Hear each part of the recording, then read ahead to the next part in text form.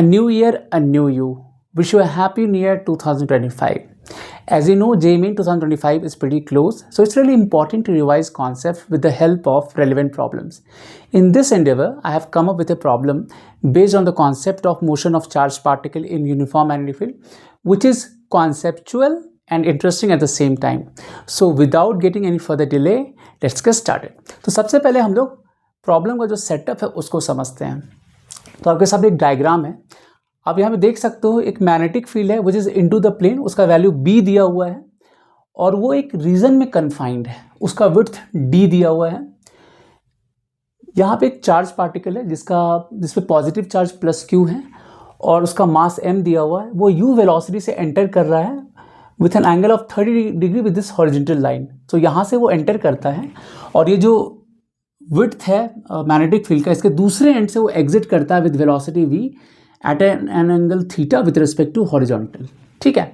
ये जो d दिया हुआ है वो मास, चार्ज पार्टिकल का जो मास है m है, जो वेलोसिटी है u और उसका जो चार्ज का वैल्यू है q और मैग्नेटिक b इसके टर्म में दिया हुआ है. d का जो वैल्यू है 3mu डिवाइड बाई 4q भी ये क्वेश्चन में दिया हुआ है.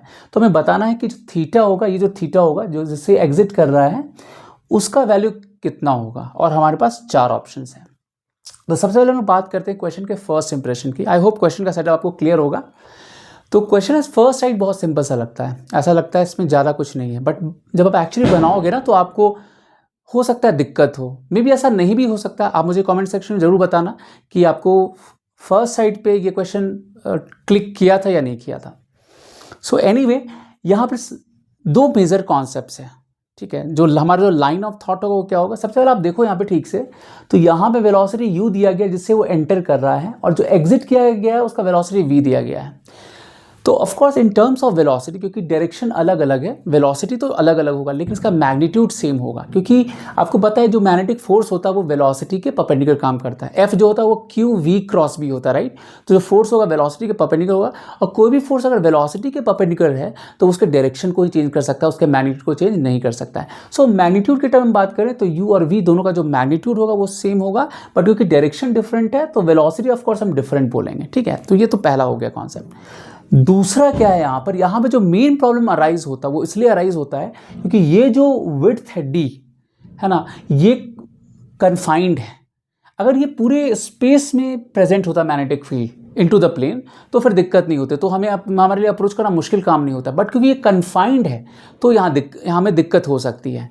सो क्यों ना हम उल्टा करें, हम ऐसा करते हैं पहले कि इस जो मैग्नेटिक फील्ड है उसको पूरे स्पेस में पहले हम डालते हैं. इनफैक्ट ये सबसे बेस्ट तरीका होगा इसको सॉल्व करने का.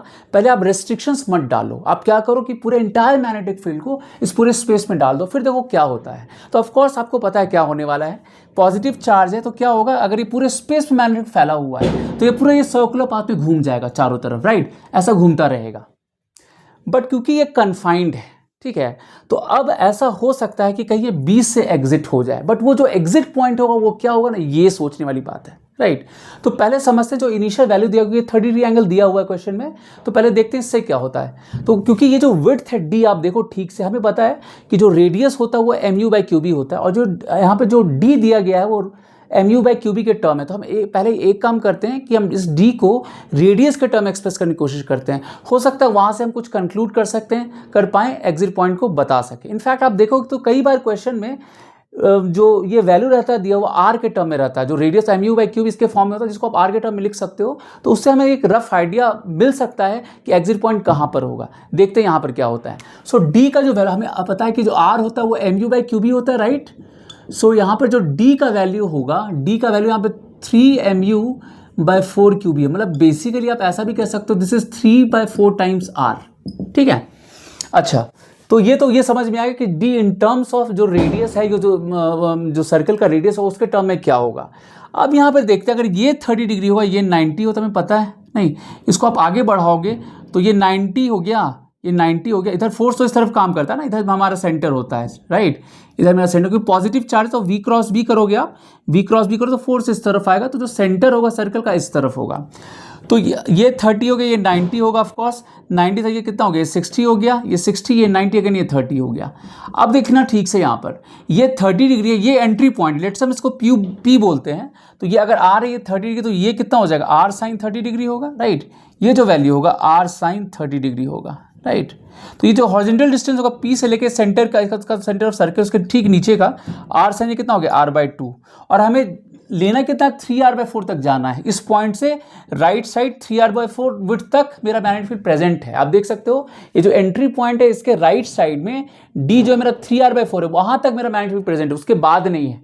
तो ऑफकोर्स उसके बाद क्या होगा, टेंजेंशियली ऐसे बाहर निकल जाएगा जो चार्ज पार्टिकल होगा। सो r/2 हो गया, तो आप फर्दर कितना ऐड करोगे जिससे आपको 3r/4 ये विड्थ मिल जाए।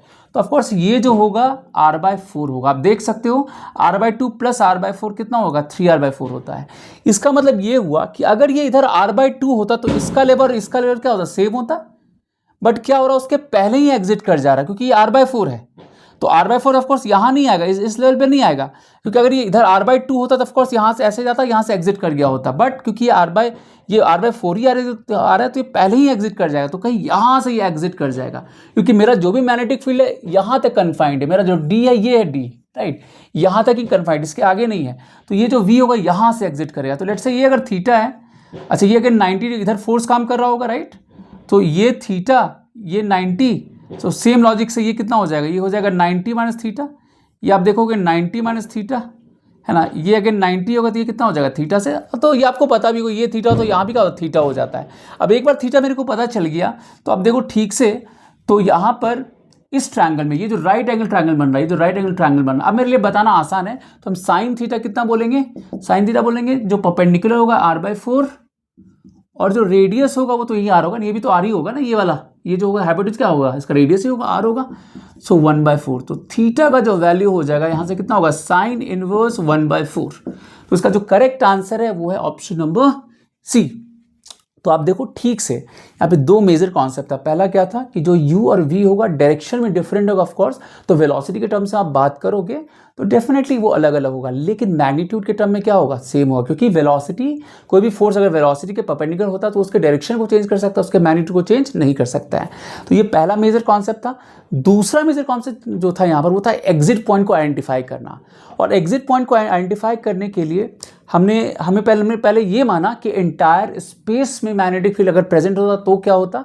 तो वहाँ से मेरे को रेडियस के टर्म में समझ में आया कि यहाँ एग्जिट कहाँ से हो सकता है। तो इस विड्थ को हमने फिर रेडियस के टर्म में एक्सप्रेस किया, फिर हमने आइडेंटिफाई करने की कोशिश की कि वो जो लोकेशन होगा कहाँ पर होगा, ठीक है। और ऑफकोर्स जहाँ तक मैग्नेटिक फील्ड उसके बाहर क्या होगा, जैसे इस पॉइंट से एग्जिट करेगा तो यहाँ से बिल्कुल टेंजेंशियली बाहर निकल जाएगा, क्योंकि इधर मैग्नेटिक फील्ड है ही नहीं, तो बिल्कुल ये टेंजेंशियली से स्ट्रेट लाइन में से बाहर निकल जाएगा, ठीक है। तो इससे क्या हो गया कि मेरे को एग्जिट पॉइंट बताना मेरे लिए आसान हो गया, ठीक है। Interesting. So that's all for this video. Next video में फिर मिले एक नए कॉन्सेप्ट के साथ। Till then take care, good bye.